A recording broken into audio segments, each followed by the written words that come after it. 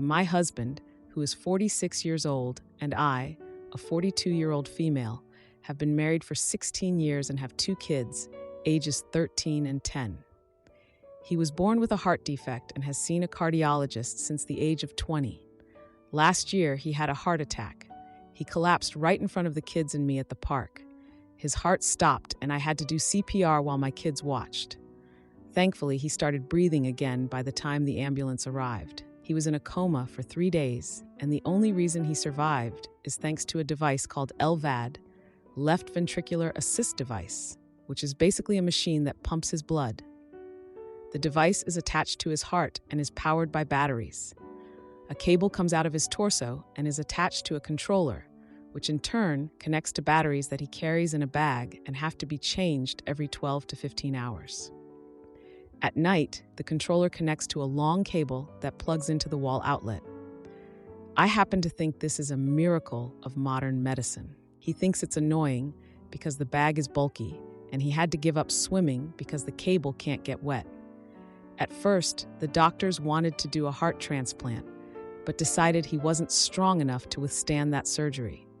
The average recovery time for a heart transplant is 3 months, compared to 3 weeks for an LVAD surgery. During this time, he needs a full-time caretaker, and he has to relocate closer to the hospital because he would have weekly appointments. He will eventually need a transplant, but he can live with the LVAD for years. However, we received extensive information about both procedures. Back to the current problem. 3 days ago, I got a call from the hospital to schedule an appointment to meet with a social worker and go over everything I need to know as the caretaker of a transplant recipient. I was completely confused. Based on everything I learned last year, I know this is one of the last steps before adding someone to the wait list. After asking some questions, I learned that my husband had already done all the tests necessary, and depending on the outcome of my appointment, he could be added to the list within days, and because of his blood type, he would probably get a heart within 2 months. I was livid. My husband started the process without talking to me. I asked if there is any risk of heart failure if we wait a little longer. She said there's no risk as long as he takes care of himself. She also said on average, people keep the LVAD for 7 years before getting a new heart. I thanked the social worker and said I'd call her back. The hospital where he would get the transplant is 5 hours away from our home. As I mentioned before, the recovery time is about 3 months. He needs a caretaker with him 24/7, and he has to be within 1 hour of the hospital in case of an emergency. That evening after dinner, I asked him why he hadn't told me that he was planning to get the transplant soon. His answer floored me. "Do I have to ask for your permission? I'm the one having surgery. Don't I get to decide when it happens?" I asked him who his caretaker was. He looked at me like I was an idiot and said, "Are you saying you won't do it? You're my wife." I then asked him who is going to take care of our children for 3 months. He suggested they come with us. I reminded him of a few minor problems that he probably hadn't thought about. I need to get a leave of absence from work, and this is our busiest time of the year. We have no support system, as our families live in a different state. The children have school. I can't take care of him properly if I also have to take care of our kids. We would need to pay rent for an apartment close to the hospital while also paying our mortgage. Not to mention that our 13-year-old is in therapy for acute depression and suicidal ideation, which started after the heart attack. Missing therapy for 3 months could be detrimental to his mental health. I told him something this huge needs to be planned. If he can wait until next summer, my sister, who is a teacher, can come and stay with our kids. We can save some money in the meantime, and I can give my work advance notice so I don't leave anything pending. I also reminded him that there's no rush. The LVAD is working fine. He got angry at me and told me I just can't understand how annoying it is to deal with the batteries. I tried to remain calm and said, "You're right. I don't understand what you have to go through. And I get that you have to take care of yourself. But I have to take care of all 4 of us. So I'm asking you to deal with the annoyance for 6 more months so I can come up with a plan that will be best for everyone." He got really angry and started yelling at me, saying I was being selfish, only thinking about what was more convenient for me. He asked, "Why are you trying to stop me from getting a surgery that will save my life? Do you want me to die?" I swear, I felt my love and respect for him die a little. I was done being nice. I didn't cry. I didn't raise my voice. I simply looked at him and said, "You're the one who's selfish. I can deal with you putting your needs ahead of mine, but not ahead of the needs of your children. And you're not dying, so stop being so dramatic. You expect me to drop everything to take care of you because I'm your wife, but it never occurred to you to include your wife in the decision-making process. When you refused to give me a say, you refused me the respect you owe me as your wife." He just stood there, literally shaking with anger. His fists were clenched, his face was red, and he refused to look at me. I said, "You have two choices. Either you wait 6 months so I can figure out a plan, or you find another caretaker and have your surgery whenever you want. Then, after your transplant, you can either treat me with the respect you owe me, or we get a divorce." As I walked away, I added, "And if I wanted you to die, I wouldn't have saved your life at the park last year." I went upstairs to our bedroom, and a few minutes later, I heard him leave the house. He didn't come home that night and has been ignoring my calls and texts. Yesterday, I texted him asking him to let me know he's okay before I report him missing. He texted back, "I'm alive," but he still hasn't come home. I know he came by while I was at work because his LVAD stuff is gone along with some clothes and toiletries. I honestly don't know who he is anymore. But I know my kids are heartbroken because he hasn't even called them. I'm pretty sure my marriage is over, and I keep asking myself if I overreacted, but I don't think I did. So am I the jerk? Update. I posted this at midnight trying to get some perspective, and boy, did I. It is now 8 a.m. and my life has changed forever. Thank you to all who posted here. The supportive comments, the ones bashing me, they all have helped in some way. I've never been called selfish before. It was a new experience. I haven't slept at all. I'm exhausted and completely defeated. Around 5 a.m., I got a message on Reddit. It said, "Hi, this is Shelly, Tom's wife." Not real names. Tom is my husband's friend from work, the one he's always playing golf with. Shelly tells me she saw that I was on Reddit and asks if we can meet for breakfast. I explain that my kids are on winter break and we have plans. She insists, saying she really needs to talk to me. My kids are sleeping. I can't meet her. So she offers to come to my house. Shelly and I have never spent time together, even though our husbands are friends. But she keeps insisting, so I agree, and I give her my address. When she gets to my house, she's super nervous. She tells me she read my post on Reddit, and she figured out it was me. I invited her inside, but she said she didn't want to wake up the kids and asked if we could talk outside, even though it's like 50 degrees. We walked to the backyard, and I lit up candles and turned on the fireplace my husband built in the backyard. She wastes no time and tells me that my husband is cheating on me with a woman he met at the gym.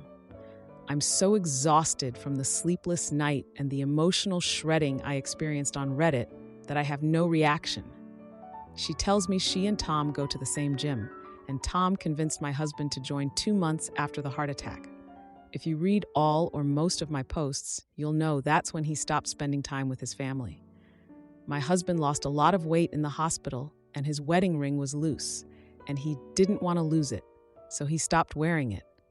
Apparently, he charmed her, lied to her, and started dating her. She had no idea he was married. And she was awed by the story of the heart attack and the LVAD. He conveniently left out the part where his wife administered CPR. By this point, I'm so confused and ask Shelly what she's getting out of this. I don't know her. Does she hate me because my husband told her about the other day? She tells me she can call Jen and have her come over with proof. So I agree. 10 minutes later, this perky blonde in her mid-20s with a blonde ponytail gets out of a car in front of my house. Her eyes are red and swollen, and she immediately starts crying and saying, "I'm sorry, I didn't know." She shows me her phone. Picture after picture of this girl with my husband. Some of them with their heads on pillows, mussed hair, and both obviously topless. Then she moves on to the texts, and I want to throw up. flirty, sexy, and downright X-rated messages going back and forth. Let me insert here that when we were learning about what to expect after LVAD or transplant surgery, the topic of intimacy came up.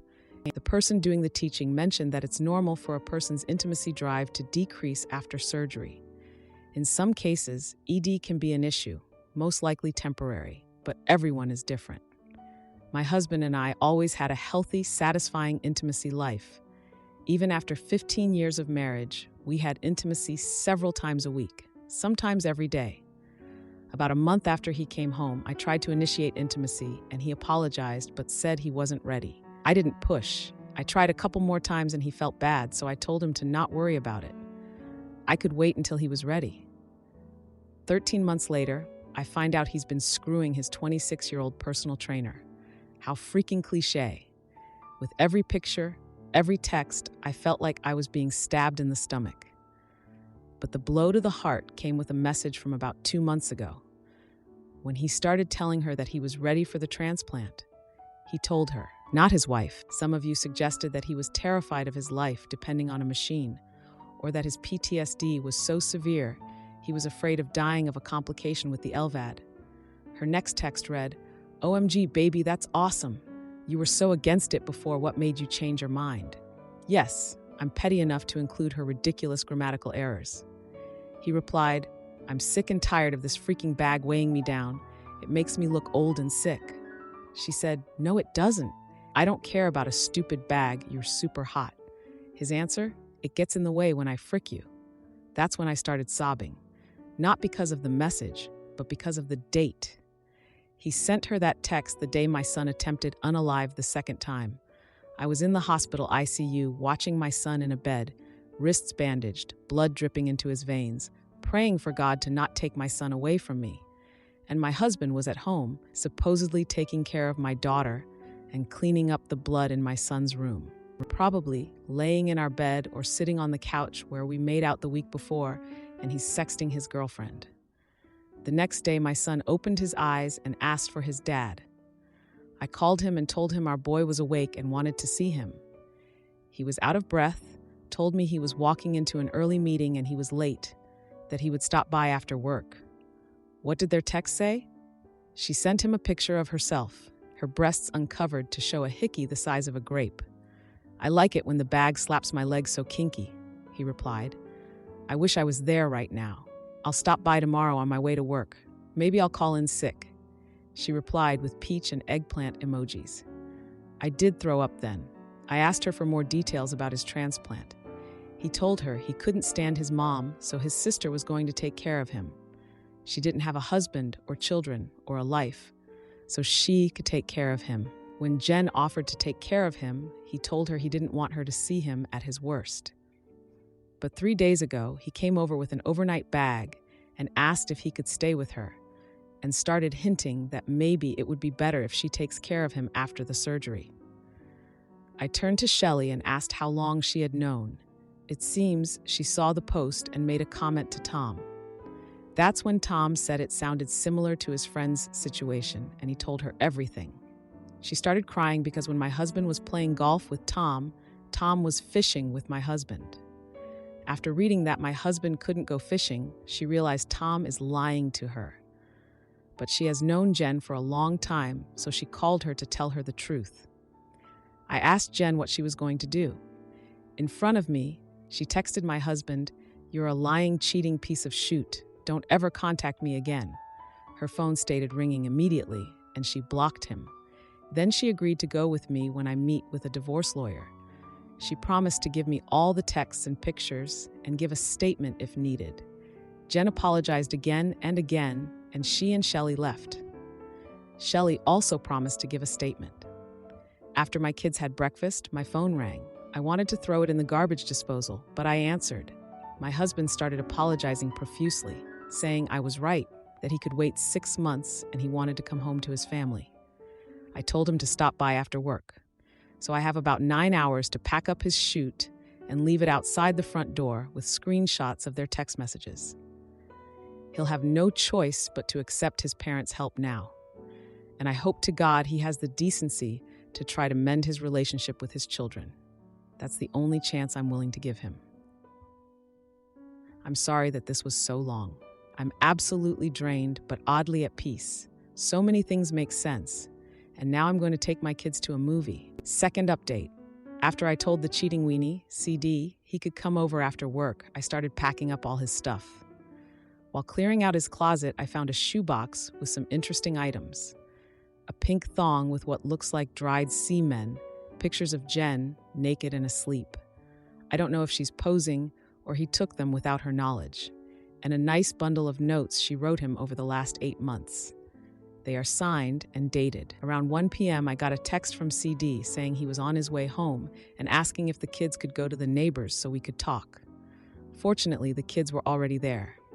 CD came in and walked straight to me with his arms open. I avoided him and walked around the kitchen island to stay out of his reach. He actually looked hurt. I asked why he wasn't at work, and he said he felt so terrible about the way he yelled at me the other night. He left work early to come talk to me. He said he loves me so much. He loves his family and is terrified of losing us. He knows he shouldn't have gone behind my back to start the process of adding his name to the transplant list. He just wanted to get rid of the batteries because they are always in his way. I said, we have had so many conversations about this in the past year. You decided you didn't want the transplant. You decided you were going to keep the LVAD for a couple of years. Instead of going behind my back, why didn't you come to me so we could make a plan together? He said he thought I'd be okay with it since we've done it before. Bull. We've never made major decisions without talking it through. Or at least I haven't. I told him, you know what? It doesn't matter. In the past couple of days, I've realized that we want very different things in the future. I have sensed a major shift in our relationship, and I honestly don't believe our marriage can be saved. I waited a few seconds, but he didn't say anything.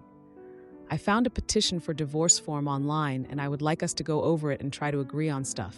That way we can avoid expensive lawyers. He went from looking contrite to furious. He started yelling at me, saying, if you think you can get rid of me, you are out of your freaking mind. I reminded him that he just apologized for yelling at me, and now he was doing it again. He continued yelling, fuck that, and frick you. What about our vows? What about in sickness and in health? I looked at him and asked, what about forsaking all others who broke their vows first? The look on his face would have been funny if I wasn't so scared of him. He called me a witch and stormed out of the house. Before this week, he had never yelled at me, never directed profanities at me, never called me names. I tried to calm down so the kids wouldn't see me upset when they came back. About 30 minutes after CD left, I got a message from Shelly. She said Jen really needed to talk to me and gave me both their cell numbers. I called Jen. She was crying and told me CD came to her apartment and was begging her to open the door so they could talk. He said he loves her, apologized for lying to her about being married, but swore that his marriage was over long ago and the only reason he stayed married to me was for the kids. When he saw that she wasn't budging, he started sobbing uncontrollably and asked her for another chance. He told her he's filing for divorce on Monday so they can get married once it's final. Jen told him she can't trust anything he says. How can you tell someone you love them and lie to them for months? She asked him to leave. He asked if he can call her. She said no. She's telling me all of this while on her way out the door. I can hear a whispered, "What the frick?" I asked her what was wrong, and she said CD was sitting in his car crying. I stayed on the phone with her until she got into her car and drove away. I took the kids to dinner, and we had a great time. When we got home, they wanted to read, so they went to their rooms. I got a big glass of wine and sat down with my own book. I got a text from Jen saying CD approached her at the gym and went from, "Please, baby, give me another chance," to, "Are you flirting with that fricker to make me jealous?" Jen admitted that she's scared of him and is thinking about getting a restraining order. She's going to unblock his number so she can have more proof of his harassment. Around 8:45, CD came over again and stopped dead in his tracks when he saw all the moving boxes. He looked at me and said, "Where do you think you're going?" I thought that was hilarious. I told him that was his stuff, not mine. I told him our marriage was over, and since he took some of his stuff a few days ago when he walked out, he could go ahead and take the rest. He said he was staying here. I said, "Where did you stay the past few days?" He answered, "At Tom's." I looked at him and said, "Stop lying. We both know you were with your girlfriend." He swears he doesn't know what I'm talking about. He loves me and wants to fix our marriage. I said, "I thought you were only with me for the kids and planned to file for divorce on Monday." He asked me who told me that. I said, "Obviously, Jen." He went still and pale and asked, "Who's Jen?" I sighed and said, "I'm done. I'm so tired of your lies. I want a divorce. I want us to sit down and talk and agree on who gets what. I want to work out a schedule for the kids without going to court. But most of all, I want you out of the house and out of my face." He snorted. The mother fricker snorted and says, "Why should I make it easy for you?" I grabbed my phone and showed him a picture of the contents of his shoebox. "Because if we go to court, I'm pretty sure you'd be screwed." He looked defeated, and all he managed to say was, "What about my transplant?" I told him his transplant is none of my business, and to call his parents, who are amazing people eager to help him. And just when I think he can't get any douchier, he tells me I can keep the house if I help him through his recovery. I told him to get the frick out of my house before I throw his boxes in the front lawn and set them on fire. Finally, he left. I'm sitting here nauseated, angry, hurt, wondering how I'm going to get through a lifetime of dealing with him for the sake of my children, and wondering if he really did change, or he's been like this all along. And I'm so angry at myself because I know I'm going to cry myself to sleep over a pathetic jerk who doesn't deserve my tears. Final update. It's been a crazy few days. So much has happened. I've been calling my soon-to-be ex the cheating weenie, CD, but that's too long, so I'll just call him Weenie. Very appropriate, I think. The day after Weenie offered me the house in exchange for being his nurse for 3 months, he sent me a text. This would be Saturday, 12/23. Asking if we could talk. I told him yes, as long as he doesn't yell at me and he spends some time with the kids. He agreed. I told the kids Daddy was coming over and that I was going to get some coffee while they hung out. When Weenie got there, he seemed genuinely happy to see the kids. But my son asked if he could go with me instead. I asked him why he wanted to go with me. He said, "Please, I'd rather not stay."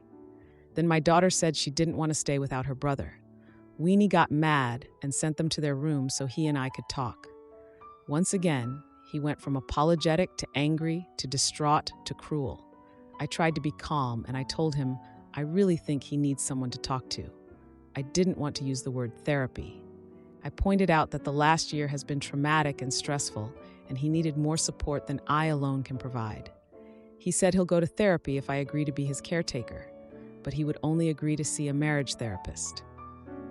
I said no. Our marriage is over, and no amount of therapy will change my mind. Also, the only thing I'm willing to negotiate is the terms of the divorce. We went back and forth. He said he will never agree to a divorce. I said he doesn't have a choice. He said he would fight me for full custody. I said he can try, but I don't think he'll win. Then he said, "If you agree to be my caretaker, I will sign the divorce papers, give you the house and full custody of the kids." I wanted to yank our wedding pictures off the wall and break them on his head. I said, "If you really mean that, put it in writing." He left without saying bye to the kids. On Christmas Eve, I tried my best to continue with our family traditions. My son seems better. We baked cookies, and he helped me clean the kitchen. He started talking about how excited he is about starting high school next year. If you haven't been around a suicidal teen, you have no idea how huge this is. My son is talking about the future like he actually plans to be here. I wanted to cry, just sit in the middle of the kitchen and bawl like a baby. We had a wonderful Christmas Eve, drinking hot chocolate and watching Arthur Christmas. Weenie texted me to ask if he could come over the next day to exchange gifts with the kids. My son said okay as long as I don't leave the house. I relayed that information to Weenie and he agreed. Christmas morning was awesome. My kids gave me a necklace with a see-through locket-type pendant with charms inside, a house, a car, 2 cats, and stick figures of a boy and a girl with my kids' birthstones. I love it. We went to church and dropped cookies off at the police station and fire department. Weenie came over in the afternoon. It was okay. I had already bought Weenie a gift, so I told him he could have it. After the kids opened their gifts, Weenie said he needed to go to his den to get my gift. I told him he could go get it, but I didn't want it. He came back with it and said, "Trust me, you want this. It's big, so it's a Christmas birthday gift." I opened it because my kids seemed to know what it was and they were really excited.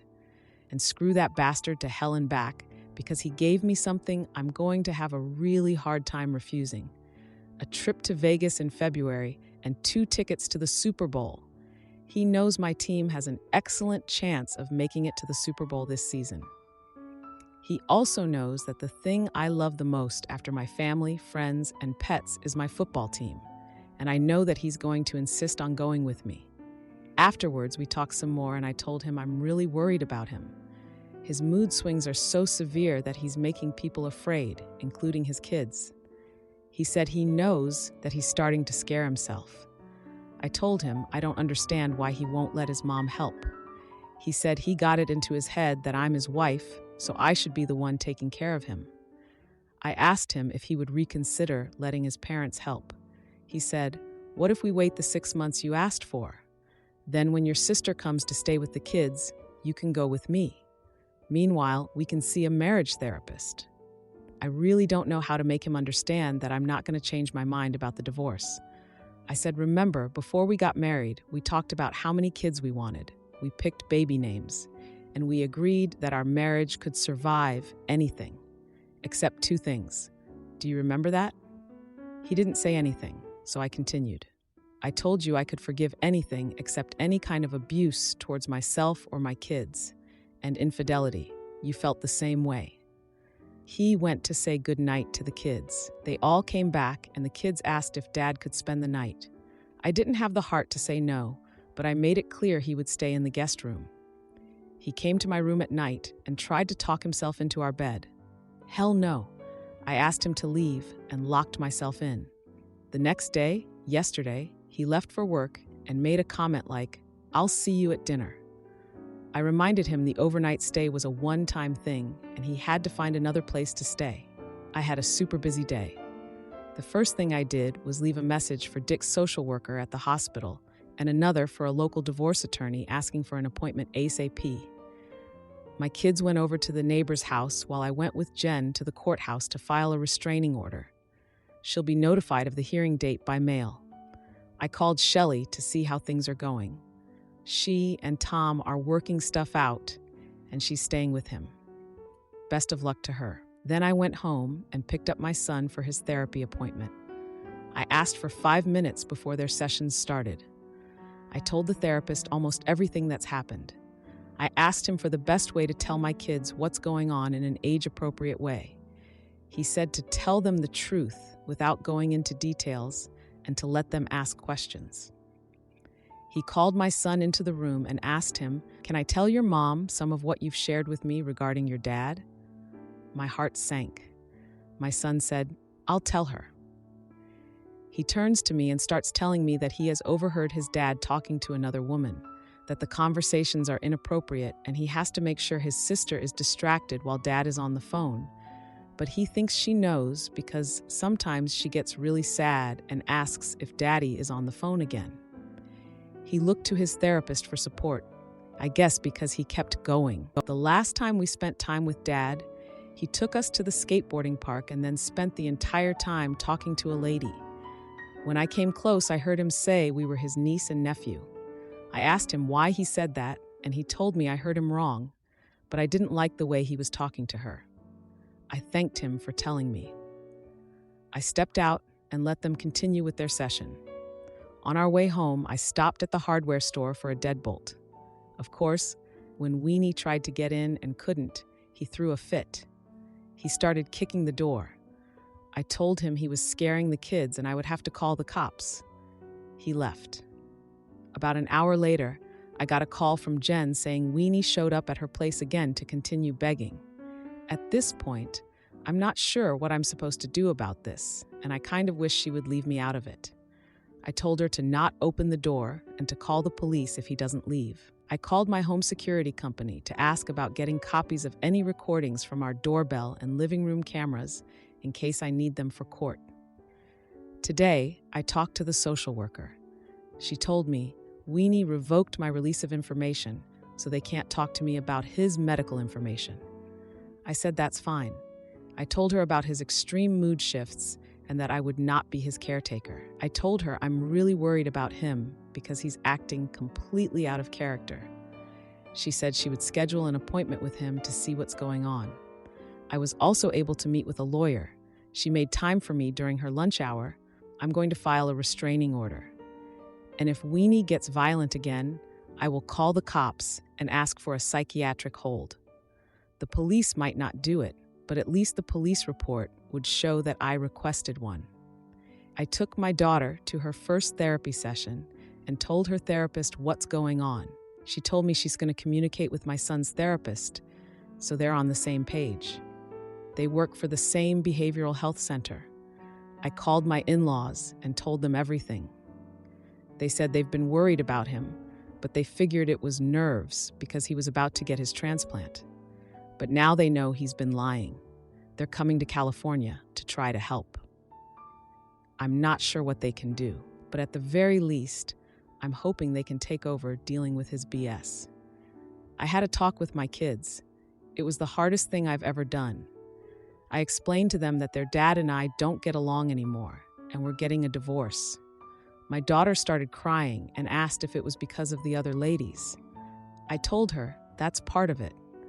But Daddy also went through something very traumatic last year, and he hasn't been the same. He needs time to recover and decide if he wants to go back to the way he was before. She asked me if he would come back home if he gets better, and I said no. My son said he's scared of his dad and doesn't want to live with him. My daughter said the same. She also thinks it's her fault for not telling me about the other ladies. So that's another topic for her therapist. I told her it's absolutely not their fault. Whatever goes wrong between two married people is their fault alone. She asked what I did wrong, and I told her it took me too long to realize how much Daddy had changed, and I didn't help him sooner. My son asked if we could move back east so we could be close to family. I told him we need to stay here for now so they can be close to Daddy, but we'll talk about it again in a few months. So, I'm filing for divorce and I'm asking for full custody for the time being. Once Weenie agrees to therapy and starts making some progress, we can revisit the custody agreement. I'm going to look for a smaller house for the kids and me. Weenie loves this house, so he can keep it or we can sell it. I really don't care. I'm strangely numb. I found a therapist for myself. I start next week. I'm glad I'll have someone who can help me through this. Anyway, I think that about covers it. What a roller coaster this has been. I wasn't going to add this last update, but I figured since I dragged you into this drama, even if it's online, I owed it to you to tell you what's going on. Thank you for the support. It has helped more than you can possibly know. Now for a few comments before the update. Comment 1. From working in transplantation and personal experience with receiving one, the 2-month thing is nonsense. There is no guarantee that one will be received that matches all the criteria needed. Potential recipients get higher on the list the sicker they are. When my close family member got one, he would have been gone in 2 weeks without it. But due to the specifications on how someone has to pass away to be a donor and the recovery process, there is no guaranteed timeline to receive one. Have you even looked at UNOS? They have a lot of data and information on the current waitlist in the US and facts on recovery, along with updates on how many people die a day waiting for any organ. Some people don't get their gift in time, which is sad and scary but true. This is something to figure out now and not sit and wait out because you can't. There is no guarantee that one will be available in the summer. It's not like they can put it on ice. Comment 2. I have the utmost sympathy for the husband's situation, but he doesn't seem to be doing any of the heavy lifting regarding the family's daily life. They have a child in therapy because their mental health is so poor they've threatened unalived. The mother bear in me is going to put them first when the father's position isn't life-threatening. The financial situation, kids' schooling, work isn't going to magically sort itself out. He obviously hasn't given it a passing thought because he was prepared with no viable solutions. He didn't even discuss it with his wife. If I'm going to the dentist for treatment, I tell my partner to prepare himself to take up any potential slack with the children. Sometimes the practical choice isn't the popular option. What needs to happen if the husband needs his procedure done, then the practical option is to find another caretaker. Not the idiot. His communication has been bad. Now, for the update. Hey everyone, thanks for all the comments on my last post. They really helped me get through some tough moments. So after I found out about my husband's affair and his plans for the transplant, I was reeling. But things have only gotten more intense since then. I've been trying to keep it together for the kids, but it's been hard. The day after I confronted my husband, I found more evidence of his affair. I was cleaning out his closet and found a box with a thong, pictures, and love notes from his mistress. It was like a punch to the gut. I couldn't believe he'd been hiding all this in our home. I texted him to come over after work, planning to confront him with what I'd found. He showed up, trying to hug me, but I wasn't having any of it. I asked him why he hadn't been honest with me about the affair. He denied it at first, but when I showed him the evidence, he couldn't say anything. He was caught, and he knew it. He got angry, calling me names and yelling. It was so unlike the man I married. I told him I wanted a divorce and that we needed to figure out how to split everything up. He stormed out, and I was left feeling empty and betrayed. The next day, I got a message from Jen, the woman he'd been seeing. She was scared because he'd shown up at her place, begging her to take him back. I advised her to get a restraining order if she felt threatened. I also reached out to the hospital to let them know I wouldn't be his caretaker and expressed my concerns about his erratic behavior. I met with a divorce lawyer and started the process of filing for a restraining order. I also had to have a tough conversation with my kids about the divorce. They were upset, especially when they asked if it was because of the other ladies. I tried to explain that their dad was going through a lot and that none of this was their fault. My in-laws called, saying they were coming to help. I was grateful because I needed all the support I could get. I also started looking for a therapist for myself. I knew I needed someone to talk to about everything that was happening. Yesterday, my husband came over again, trying to talk his way back into the house. But I had installed a deadbolt, and he couldn't get in. He was furious, kicking the door and causing a scene. I warned him I'd call the police if he didn't leave. He eventually did, but it was clear he wasn't going to make this easy. Today, I spoke with the social worker again. My husband had revoked my access to his medical information, but I told her about his mood swings and my decision not to be his caretaker. I also had my first session with my therapist, which was a relief. It felt good to talk to someone about everything. I'm filing for divorce and asking for full custody. I'm also looking for a new place for the kids and me. It's a lot to handle, but I'm taking it one step at a time. I'm numb, but I'm also relieved that I'm finally taking action. Sister refuses room swap for my IVF, so I explode. Our secret pregnancy reveal at mom's party leaves everyone speechless. My partner Ben, 34-year-old, and I, 35-year-old, have been dealing with unexplained infertility for 2 years, and it's been physically, mentally, and emotionally devastating. We've seen a specialist for a year and have gone through 7 failed IUI procedures. One worked at first, but then I almost immediately miscarried. After a year, our insurance finally approved IVF, which has a much higher success rate. We learned that we were approved in November, and my doctor wanted to schedule the procedure during my next ovulation window in late December. But we couldn't do it because for the holidays, we rented a cabin with my mom, 60-year-old, my sister Margot, 32-year-old, and her partner Dana, 30-year-old. Maybe relevant. I did the research and found the cabin. Margot, Dana, and Ben, I split the cost as a gift to Mom. We were really disappointed that we'd have to push IVF a month, but at least I'd get to see my family. Our doctor encouraged us to still have intimacy while I ovulate, just in case. Mom and Margot know all about our journey. The three of us are very close, and they've supported me through all of the heartbreak. and so I told them that Ben and I would need to sneak off for some privacy a few times at the cabin. They were all for it. Well, Ben and I were the last to arrive at the cabin. We lived several hours further away than everyone else, and 2 of the 3 bedrooms had been claimed. The unclaimed one had no door. There was no evidence on the website that one of the bedrooms wasn't private. So I pulled my mom and Margot aside and asked if one of them would switch rooms so that Ben and I could have privacy. Mom said that she'd already unpacked in hers and would rather not switch. And then Margot said that the no-door room was too cold for her, but she thought I'd like it because I like to sleep cold. Since this was a gift for Mom, I begged Margot. I even volunteered to go buy her a space heater. She refused and suggested hanging a sheet over the doorway, or everyone else closing their doors so that they wouldn't hear. Dana wanted to switch and tried to convince her. So after talking this over with Ben privately, I went back to my mom and sister and said something like, Ben and I aren't willing to skip trying this month, and we're not comfortable trying in a non-private room. So if we can't get a room with a door, we'll be going back home to try. Finally, Margot agreed to switch, but then she was pretty hostile for a day and then cold for the rest of the trip. My mom, who likes to cover her ears and sing la la la when Margot and I fight, keeps just begging us to make up. If it matters, Ben did run out and buy a space heater for Margot too. Transparently, I did post this in Am I the Idiot yesterday. It got a handful of comments, but judgments were very mixed, and then it got taken down because of subject matter.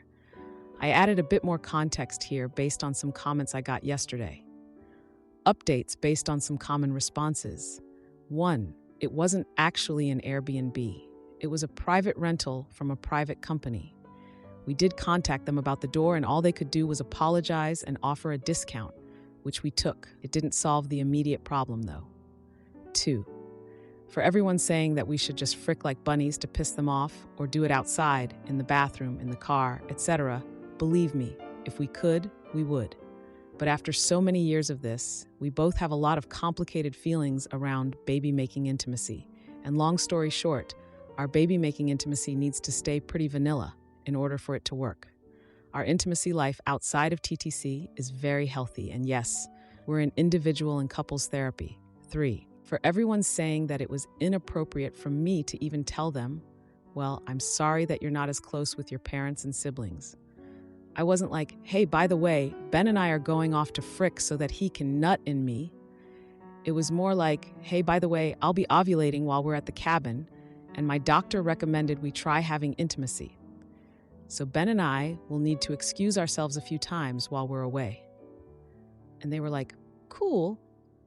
So if you think I'm gross for telling them, okay, but that's not what I asked for judgment on. 4. For everyone saying that we should have just stayed back at the cabin while everyone else was out, the plan was really for all of us just to stay at the cabin, exchange gifts, play board games, cook together, etc. A very homebody trip. Now for a few comments before the update. Comment 1. Not the idiot, but as a mother, if my kids gifted me a trip and I was solo, I would have taken the room with no door and found a way to block it with a curtain or something, and out of courtesy, given the couples the privacy of a door. So I'm going with your mom as an AH for a few reasons. Comment 2.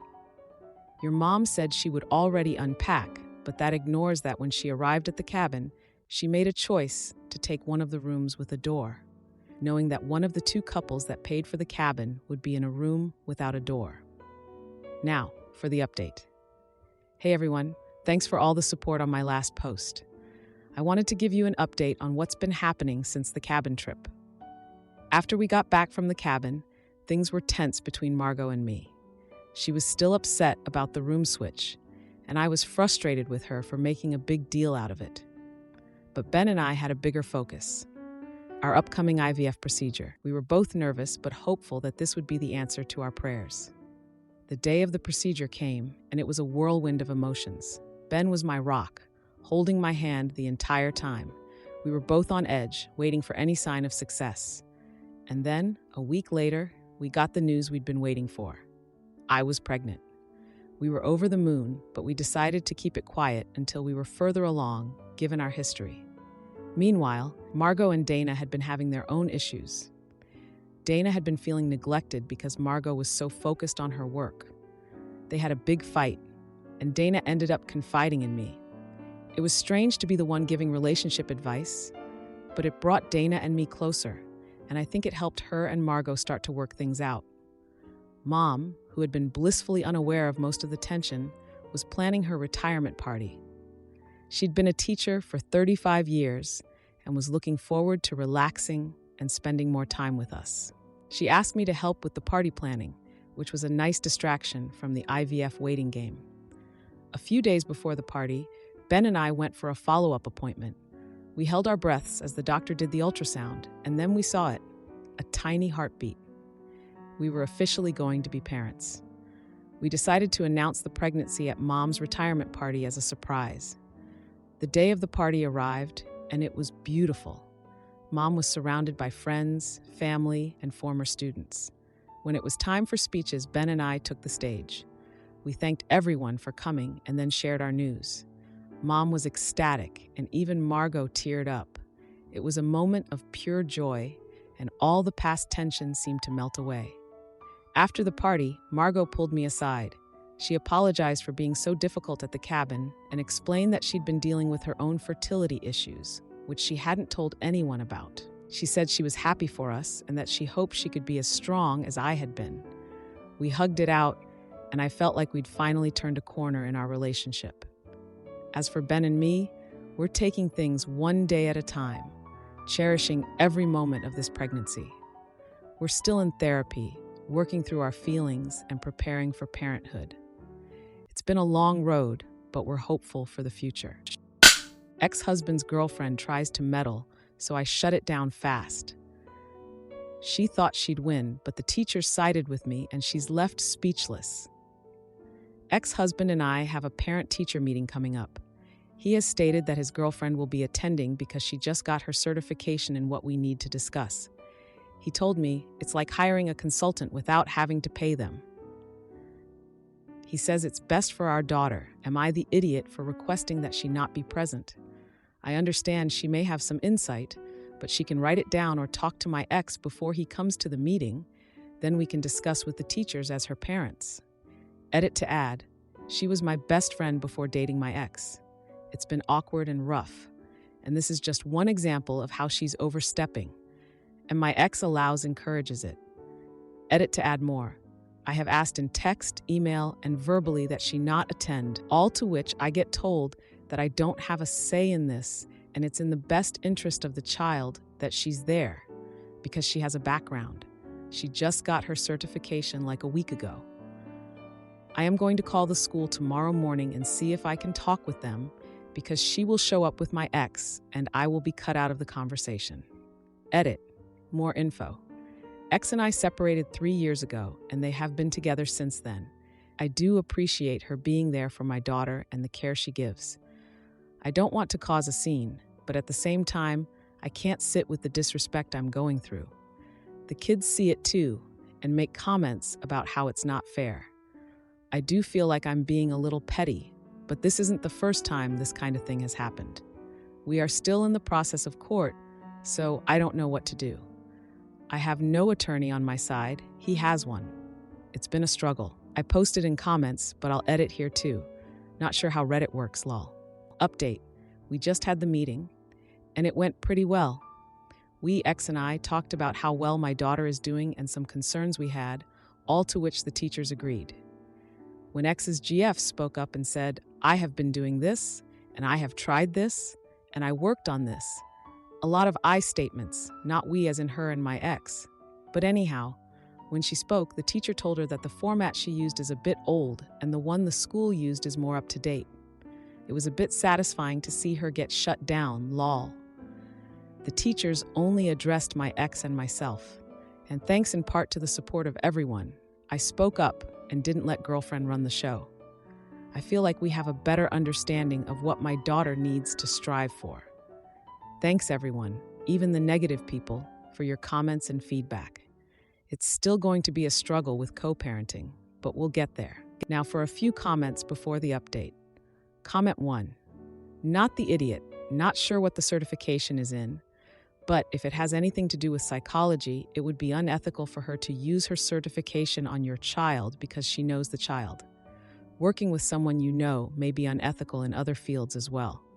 I would check into it, because it would be easier to say in writing that there is no reason for girlfriend to be there, as she can't ethically treat your daughter because she knows your daughter personally. Comment 2. It's not actually in the best interest of your child to have her attend. Quite the opposite. It's also embarrassing because teachers and staff know exactly what's happening and what a jerk he is. He can't even go to a damn teacher conference without making it about his genitals. He needs to grow up, and that's without the dynamic of it being an ex-friend. He has no respect or consideration for even his child. Now for the update. Hey everyone, thanks for all the support on my last post. I never expected so much feedback. So, here's what's been happening since the parent-teacher meeting. Remember how my ex's girlfriend, who used to be my best friend, got her certification and was all set to play the expert at the meeting? Well, things took a turn. I called the school, like I said I would, and explained the situation. They were understanding and said they'd make sure the conversation stayed focused on my daughter and her needs. The day of the meeting, I was a bundle of nerves. I walked into the school, and there they were, my ex and his girlfriend, looking like they owned the place. But I kept my cool. We sat down with the teachers, and I was ready for a showdown. But the teachers, bless them, they didn't give her much room to chime in. They directed most questions to my ex and me, and when she tried to interject with her expertise, they politely but firmly steered the conversation back to us. I could see her getting frustrated, and I won't lie, it felt good to see her put in her place. After the meeting, my ex was fuming. He accused me of turning the teachers against his girlfriend. I told him it wasn't about her, it was about our daughter. He didn't see it that way, of course. Now, here's where things get really interesting. A few days after the meeting, I found out that his girlfriend had been using her certification to make changes to my daughter's homework and study habits without telling me. She'd been sneaking around, telling my daughter not to mention it to me. My daughter, bless her heart, felt guilty and finally spilled the beans. I was livid. I confronted my ex about it, and he had the audacity to defend her, saying she was just trying to help. Help? By going behind my back and confusing our daughter? I didn't let him have the last word. I told him this was a serious breach of trust, and that from now on, I wanted all changes to our daughter's education to be discussed and agreed upon by both of us. But wait, it gets worse. Last week, I found out that his girlfriend had been bad-mouthing me to other parents at the school. She was painting me as the unreasonable ex-wife, trying to turn the parent community against me. I couldn't believe it. The nerve of her. I had to do something. So I reached out to some of the parents I knew and set the record straight. I explained my side of the story, and many were sympathetic. They had no idea she was spreading lies. The confrontation was inevitable. At a school event, I overheard her talking to a group of parents, and I just couldn't hold back. I walked right up to her and asked her to stop spreading rumors about me. She tried to play innocent, but I wasn't having it. I told her that her behavior was unacceptable and that it was hurting our daughter more than anyone. My ex tried to intervene, but I stood my ground. I reminded him that our daughter's well-being was the priority, not his girlfriend's ego. The other parents were watching, and I could tell they were shocked by the whole scene. Since then, things have been tense. My ex barely speaks to me, and his girlfriend avoids me at all costs. But I've noticed a change in the way the other parents interact with me. They're more friendly, more understanding. As for my daughter, she's doing better now that we've put a stop to the unauthorized help from my ex's girlfriend. We're working together, just the two of us, on her homework, and it's going much smoother. If you like this video, you'll probably like these too. Also, while you're here, please consider subscribing. It's your support that keeps this channel alive and allows me to make better and longer videos. Have a great day.